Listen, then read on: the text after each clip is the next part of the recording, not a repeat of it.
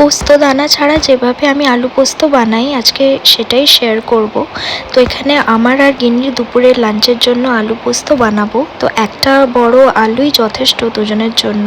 তো ওটাকে আলু পোস্তর মতো কেটে নিচ্ছি। এখানে আমার অনেকটা বড় কাটা হয়ে গেছিলো, আর একটু ছোটো করে কাটতে হতো। তো এখানে আলুটাকে ভালো করে ধুয়ে নিয়েছি। আর এরপর যেটা দিয়ে পোস্ত বানাবো সেই জিনিসটা হচ্ছে সাদা তিল। এই তিলটা এখানে খুব পরিষ্কার পাওয়া যায়, এটা প্যাকেট করেও পাওয়া যায়, আবার লুজও পাওয়া যায়। তো আমি এবারে লুজটা এনেছি। আর দেখুন কি সুন্দর পরিষ্কার, কোনো নোংরা ধুলো কোনো পাখির দানা কিচ্ছু নেই।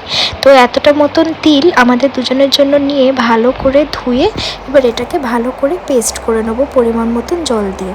যেহেতু গিনি খাবে তাই জন্য আমি এটাতে লঙ্কা বা কিছু দেবো না, বাট আমি আর রানা যখন খাই এটাতে শুকনো লঙ্কা বা কাঁচা লঙ্কা দিয়ে তারপরে এটাকে ভালো করে বেটে নিই।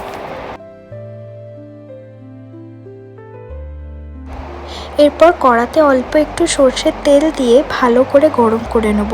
আর আমার যেহেতু ওপেন কিচেন তাই এখান থেকে আমি গিনিকে দেখতে পাই আর সারাক্ষণ নজরে নজরে রাখি, কারণ কি আবার হয়ে যায়।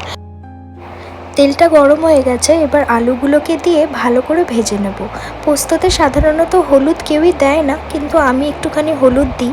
তো একটু ছিটে ফোটা হলুদ দিয়ে আবার আলুগুলোকে ভালো করে কড়া করে লাল লাল হওয়া অবধি ভেজে তারপরে তিল যে বাটাটা মানে তিলটা যেটা বেটে রেখেছিলাম ওই বাটাটা সম্পূর্ণটাই এটাতে দিয়ে আবার ভালো করে 2-4 মিনিট ভেজে নেব।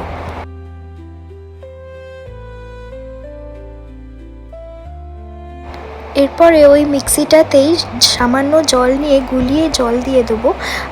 মাখা মাখা করতে চাইলে জলটা কম দেওয়া যায়, কিন্তু আমি যেহেতু এখানে শুধু পোস্ত আর ভাতই আজকে লাঞ্চে বানাচ্ছি তাই একটু বেশি জল দিলাম যাতে একটু ঝোলঝোল হয়। এরপর স্বাদ মতো নুন মিশিয়ে এটাকে ঢেকে রেখে দিলেই আলুটা সেদ্ধ হওয়ার পরে পোস্ত রেডি। আর এখানে আমি রাতের খাবারের জন্য মুগ আর মুসুর ডাল ভালো করে ভিজিয়ে রেখেছি যাতে একটু ফুলে যায়, আর 2টো বিট নিয়ে রেখেছি। এটা দিয়ে রাতে বানাবো বিটের দোসা। ওই রেসিপিটাও হয় আপনাদের সঙ্গে একদিন শেয়ার করব।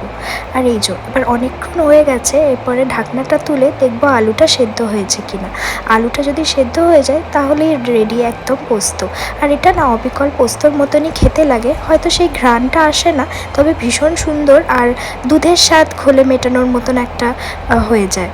আর নামানোর আগে একটুখানি কাঁচা তেল ছড়িয়ে দিলাম, সর্ষের তেল। আর এই লঙ্কাটা এখানেই দিয়ে দেবো, ভাপে একটু সেদ্ধ হয়ে যাবে। এটা আমি আলাদা করে ভাতের সাথে খাবো, যেহেতু গিনি রানি খাবে তাই লঙ্কাটা তো আর দেওয়া যাবে না, তাই জন্য। চটজলদি দুপুরের রান্নায় পোস্তও শেষ। দেখা হবে পরের একটি ছোট্ট ব্লগে, ততদিনে সবাইকে টাটা।